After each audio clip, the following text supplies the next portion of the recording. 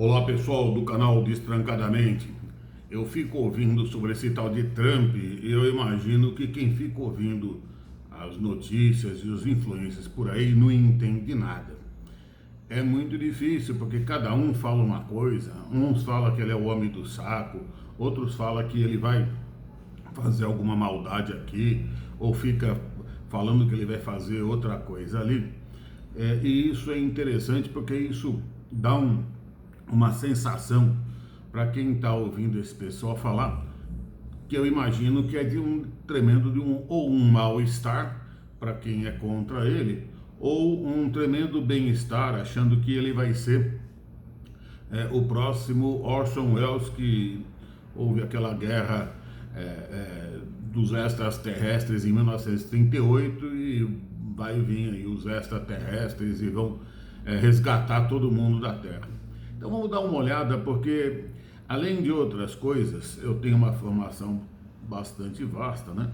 Aí como professor da Unicamp, eu me tornei um especialista em gestão sistêmica, conhecer como que funcionam as organizações e dentro das organizações, um tipo de pessoa que é muito vista, com olhos importantes, é o líder. Então, o presidente de uma nação é sempre o seu líder. E ele está lá para cumprir uma missão. Então, qual é essa missão do Trump? Então, vamos partir então de algo bem concreto. Ele foi eleito para cumprir uma missão. Que missão é essa? Bom, meus amigos americanos que estudam o que está acontecendo lá, já desde a primeira eleição, meus amigos americanos que moram lá e que trabalham em MIT, em outras instituições de importância, eles me disseram o seguinte: existe uma camada da população americana, que é fácil de explicar por que ela existe, que está ressentida. Achei essa palavra estranha a primeira vez. Falei, nossa, americano tem cada palavra esquisita para explicar isso. Mas o que são esses ressentidos? Ou a gente pode colocar como pessoas frustradas. E qual é a missão do Trump? Vamos lá. Os Estados Unidos, depois da Segunda Guerra, ele se transformou numa potência hegemônica, quer dizer, a potência maior, a que mandava no mundo. É claro que ele dividia isso com a extinta União Soviética, os inimigos, o pessoal do comunismo, e aqui era o terreno da liberdade, das coisas boas e da democracia. Só que os Estados Unidos saiu dessa guerra como o grande vencedor. Ele ficou com o melhor espólio possível. Ele ficou com uma população que era a dele, bastante animada, vitoriosa. Ele participou da reconstrução da Europa e ele acabou saindo como o tutor da Europa. Então, assim, os Estados Unidos tinham, vamos chamar de meio mundo, para chamar de seu, para dizer que era dele. Então foram anos depois da guerra de extrema prosperidade. E o que aconteceu com essa imensa prosperidade americana? E, em parte isso acabou acontecendo também na Europa, do jeito deles. Mas nosso foco é Trump. O que Trump tem a ver com a prosperidade americana? Essa prosperidade, esses anos dourados, levaram aquilo que a gente chama de American Way of Life, aquela maneira de viver que era tranquila. Você trabalhava, sempre tinha emprego, o emprego era de alta qualidade, você, com esse dinheiro, você conseguia comprar uma casa, conseguia ter uma família, o cachorro, aquela família margarina de filme americano, com gramado na frente, e você passava isso de pai para filho. E provavelmente, como os Estados Unidos era o vencedor, era o grandão, era o forte, era o exemplo, era a liberdade, era tudo de bom. Isso iria se perpetuar e você ia passar isso para os seus filhos. Beleza. E os filhos? Os filhos então nasceram com este sentimento. Olha, eu não preciso fazer muito, basta eu ir trabalhar, que eu vou ter um emprego de alta qualidade e eu vou comprar uma casa igual ao do meu pai.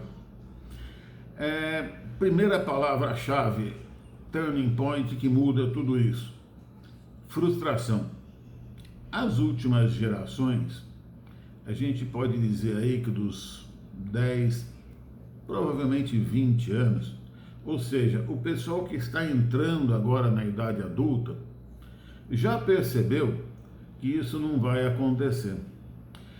Eu tenho amigos meus que moram então nos Estados Unidos, uns que trabalham em Hollywood, outros que trabalham em universidades. Então são pessoas que têm um posto de observação privilegiado.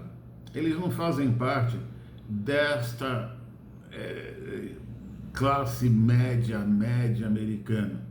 Eles são diferentes porque eles têm um estilo de vida diferente, são mais críticos, olham as coisas mais do alto sistemicamente, eles não são especialistas, eles são, digamos assim, pensadores.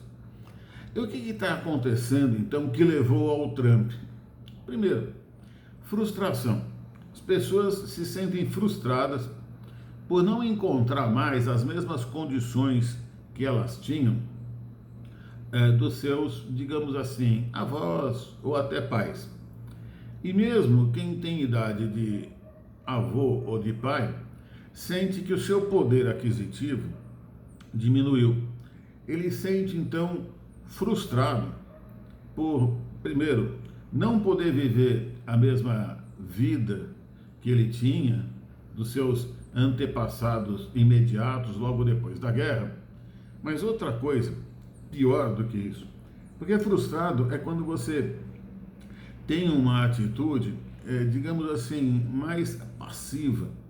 Você tem uma atitude de, puxa vida, não deu certo. Você fica resignado. Mas pior do que isso, esse pessoal que elegeu o Trump, o elegeu porque eles são ressentidos. O que é isso? Eles têm ódio, eles têm um sentimento muito ruim, muito negativo a respeito do seu próprio país. Isto já aconteceu no passado, tá?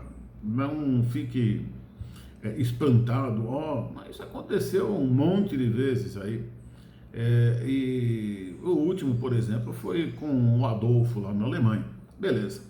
Então, esse pessoal ressentido, ou seja, um frustrado agressivo, ele quer uma solução, porque ele quer, digamos assim, voltar à vida boa. A vida boa, que no caso deles era trabalhar, ter uma família, uma casa, um cachorro, um carro, viver sorrindo, família margarina.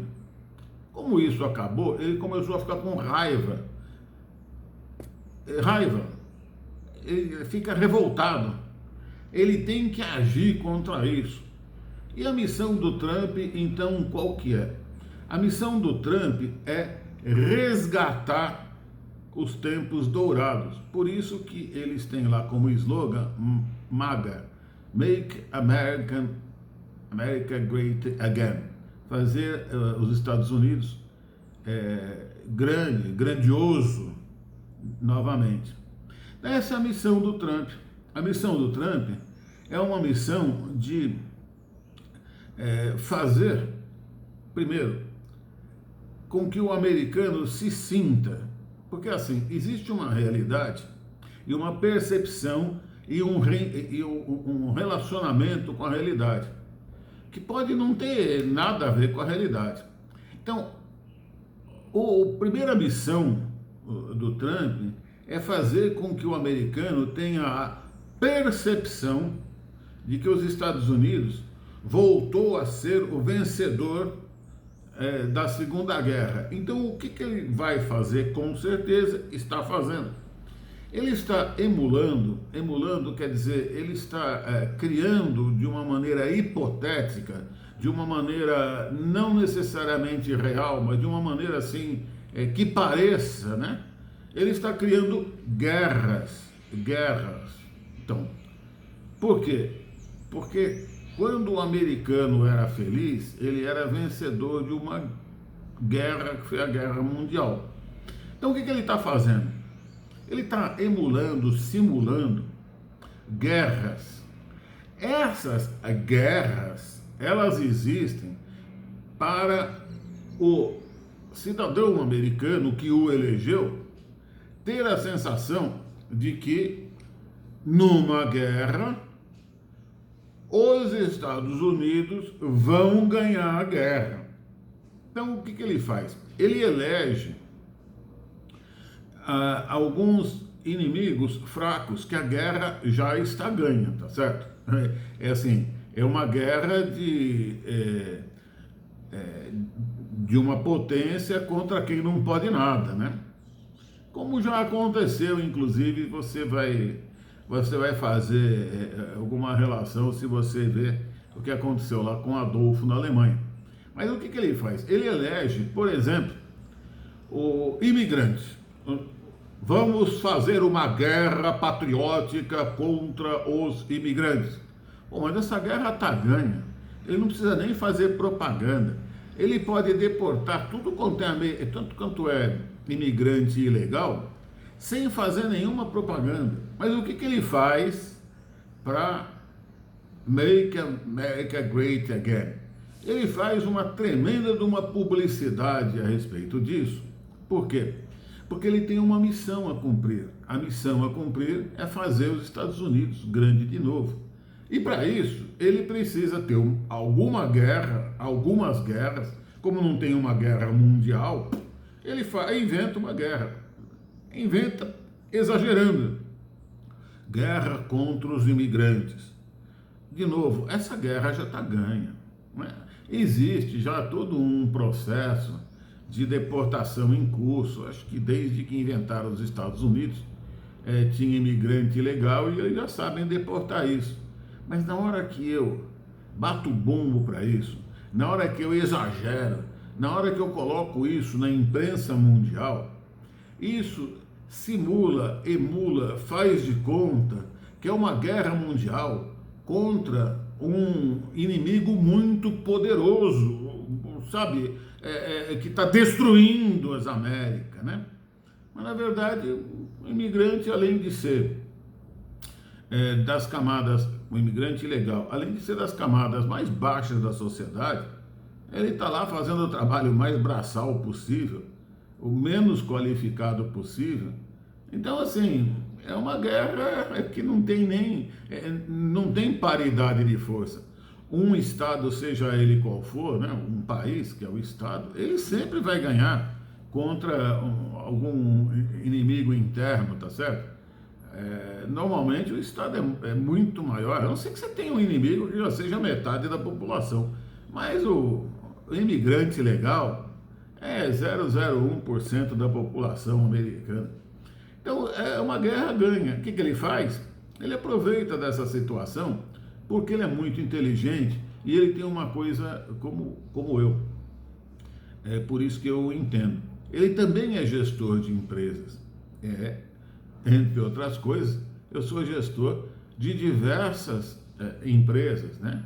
Aquelas que eu fui contratado, dentro da própria Unicamp eu fui gestor, fui chefe de departamento, e depois eu sou gestor de outras empresas que eu fui contratado e da minha empresa.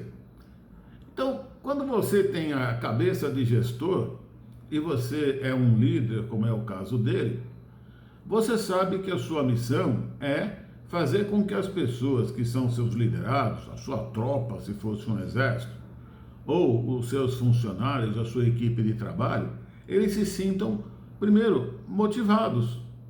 E olha, não tem motivação maior para esse cidadão americano frustrado, mas mais do que frustrado, ressentido, agressivamente frustrado, contra o futuro que ele não vai ter igual ao dos pais, ele não vai ter mais prosperidade, a primeira coisa é motivar ele, dizer, não, eu vou fazer uma guerra aqui patriótica contra o inimigo que evita, que nos proíbe, que é contra tudo isso que você quer. Eu vou te representar. Vamos mandar embora os imigrantes ilegais. É só uma fantasia, né? Por quê? Porque eles não vão estragar os Estados Unidos. Que ideia absurda, né? Eles não vão, como ele disse lá, comer cachorro. Você vê o tipo de exagero que eles fazem? Ele exagera porque ele sabe que é mais fácil lutar contra inimigos, digamos assim, fabricados, inimigos que não são reais e que a vitória já está garantida, mas com isso você satisfaz a tropa, né? Você satisfaz seus eleitores, você satisfaz a maioria da população. Então essa é a maneira que um bom líder, e ele é um bom líder, essa é a maneira que ele tem que fazer. Então ele faz o quê? Demonstrações de força, demonstrações de que ele é um Senhor todo-poderoso, como se imaginariamente, as pessoas imaginam, né, que ele estivesse lutando contra um inimigo poderoso, como aconteceu na Segunda Guerra, e assim como aconteceu, os Estados Unidos está saindo vencedor a cada batalha. Então, voltamos a ser great again. Como que a gente faz isso? Elegendo alguns alvos e ganhando deles, né? Facilmente. Mas o que vai acontecer? Deportar esses imigrantes ilegais, né? Bom, eles são poucos e são mão de obra quase gratuita, porque eles não têm direito a nada do Estado americano, eles não têm direito à aposentadoria. Então eles vivem em condições precárias. Eu conheço alguns que estão nessas condições. Para ele, o imigrante legal que está lá trabalhando nas condições péssimas, ele está muito melhor que no país dele, mas ele não tem direito a nada, nada. E assim, sempre com esse medo de, se for pego, vai ser deportado. Então, na verdade, para os Estados Unidos, esse é o melhor trabalhador que tem. Já imaginou? Você tem um trabalhador aqui no Brasil, desculpa, eu vou deixar claro, uma situação hipotética da qual eu sou contra. Mas vamos lá. Imagina você ter um trabalhador que você não tem que pagar direito trabalhista nenhum para ele. Outra, o Estado, seja ele qual for, imaginando que é aqui, o Estado brasileiro, não tem que pagar INSS para ele, ele vai ter que pagar médico, tudo médico particular. Lá na França, onde eu fiz meu doutorado, pós-doutorado, a gente chama isso lá na França de au noir. Ele trabalha no escuro, nas trevas, escondido, sem ninguém ver. É esse tipo de trabalhador que existe no mundo inteiro desenvolvido e que, de certa forma, existe aqui no Brasil, mas também é irrelevante. Se a gente, numa hipótese aqui, quisesse fazer a mesma coisa que no Brasil, a gente faria. Mas no Brasil soa até ridículo, mas para eles não. Para eles não, porque eles estão numa guerra, numa cruzada patriótica, como no tempo das cruzadas, lá lutando contra os inimigos. Mesmo que eles sejam fictícios, mesmo que seu tamanho seja ridiculamente pequeno. Mas é o processo de lutar e ganhar batalhas é aquele mesmo processo lá da Segunda Guerra que resultou nos Estados Unidos grande de novo. Então, qual é a missão que não explicam para vocês, a gente vai explicar. A missão dele, então, é provocar essas pequenas lutas e as demonstrações de grandeza. Essas demonstrações de grandeza, no imaginário americano, é que fazem os Estados Unidos grande de novo. Mas isso é só no imaginário. Por quê? Porque, na realidade, a gente vai tratar isso em outro vídeo, isso é apenas uma percepção da realidade. Ganhar uma guerra contra, para repetir, o imigrante ilegal, ela já está ganha, ela já existe e ela já é feita há décadas. Ele só está colocando luz sobre isso, ele está ressaltando de uma maneira que eu diria até caricatural. Então, vocês vão notar que a grande missão dele, que é fazer os Estados Unidos grande de novo, para pessoas como eu, que entende de gestão, enfim, que tem um conhecimento mais sistêmico, que entende de organizações, países, sistemas complexos, fica muito simples. Você cria fantasias compartilhadas com a maior parte da população, e nesse caso são fantasias, assim, ameaças ou demonstrações de grandeza, e ganha, e ganha. Então toda vez que você ganha uma guerra, ou uma batalha, ou uma luta, ou uma suposta qualquer coisa, porque tudo isso é suposto, né? Por exemplo, contra Colômbia, olha lá, eu vou colocar uma restrição aqui à Colômbia, eu vou ganhar uma guerra da Colômbia, 50% de imposto acima para a Colômbia. Gente, que bobagem, 20% do café consumido nos Estados Unidos é colombiano. Já está claro que isso é só uma demonstração de força. Era óbvio que isso ia voltar para trás, tá certo?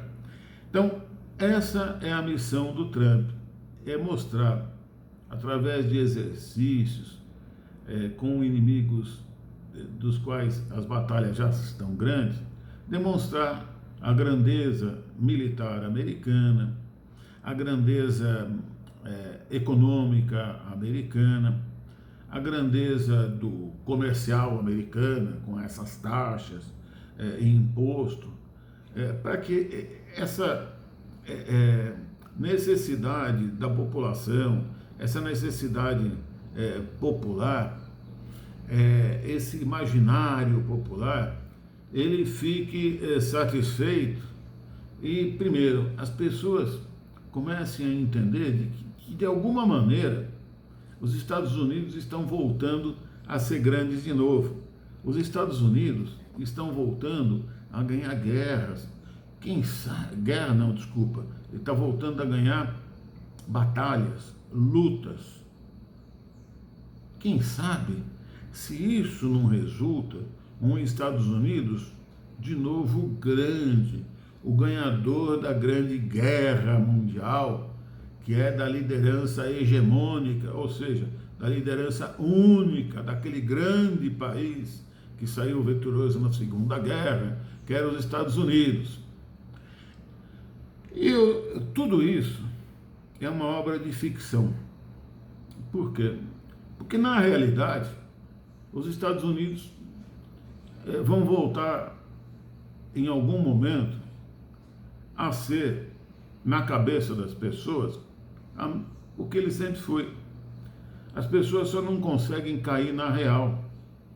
E, de novo, cair na real não é só para eles, para mim, para você, para todo mundo. É muito frustrante.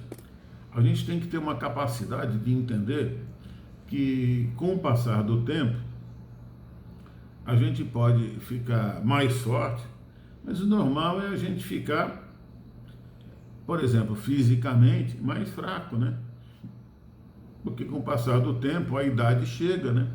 Uma economia também ela pode ficar grande e ficar grande durante muito tempo, mas o momento atual é que a economia americana já não é o que ela era, não tem a importância que ela tinha na Segunda Guerra Mundial. E aí gera frustração, aí gera ressentimentos, aí gera essa revolta do povo americano que quer voltar a ser o que, infelizmente, eles não vão mais voltar a ser. Por quê? Porque eles têm um modelo, um estilo de vida, de desenvolvimento, tudo, que já foi superado por outras nações, né? A gente vai tratar disso em outro vídeo. Então, acompanhe esse vídeo, se inscreva no nosso canal e vai acompanhando que vocês vão ver como o raciocínio, ele faz todo sentido, ele está tudo muito bem explicado e não precisa ficar com medo, assim, com aquela pavor, porque vai ter sempre notícia espetaculosa por aí para se ganhar um like ou para se ganhar mais adeptos de alguma causa ou alguma coisa assim, mas a gente já sabe como isso começa, qual é o processo e qual é o fim. A gente não tem as datas, mas a gente já sabe. Então, por quê? Porque eu sou um cientista, fui professor da Unicamp, minha área de conhecimento é essa, estudei tudo, estudei todos os casos, e eu estou usando o conhecimento aplicado. Por quê? Porque além de tudo isso eu fui gestor. Então, eu não conheço, sim, pessoas como eu que fazem esse tipo de abordagem. E é por isso, e é só por isso, que eu faço esse tipo de abordagem. Por quê? Porque a função nossa aqui, a função do nosso canal, é espalhar, é compartilhar conhecimento. Tá ok? Eu sou muito elogiado, inclusive, pelo pessoal do canal por causa disso. Então, estou compartilhando mais um conhecimento e, se puder, compartilhe também o vídeo, porque quanto mais gente a gente puder ter com a gente, mais enriquece a nosso compartilhamento de conhecimentos, tá certo? Um abraço e até breve. Tchau, tchau.